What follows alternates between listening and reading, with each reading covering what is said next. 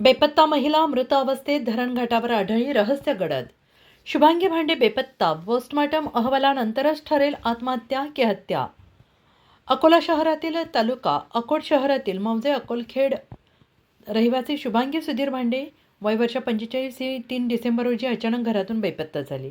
पती सुधीर भांडे यांनी शहर पोलीस ठाण्यात तक्रार दिली. पोलिसांनी तक्रारीनंतर शोध मोहीम सुरू केली आहे.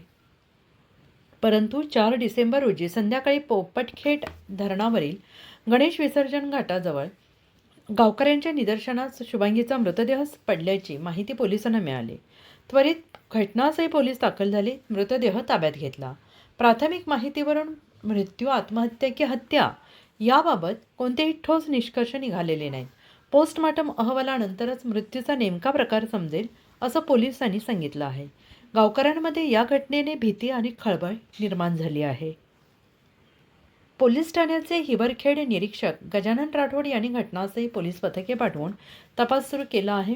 शेजारील सुरक्षा आणि परिसरातील रहिवाशांचा सविस्तर सवाल जवाब विचारला जात आहे.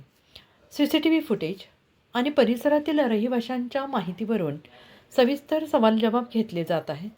पोलिसांनी संशयास्पद कोणत्याही बाबींचा मागोवा घेतल्याची माहिती दिली आहे. परिसरात थरार निर्माण करणारी ही घटना प्रशासनाकडे देखील तात्काळ लक्ष वेधत आहे. नागरिकांनी अशा घटनांकडे गांभीर्यानं पाहावे, असे पोलिसांनी आवाहन केलेलं आहे. अजिंक्य महाराष्ट्र न्यूज सोबत प्रतिनिधी संजय दास, अकोला.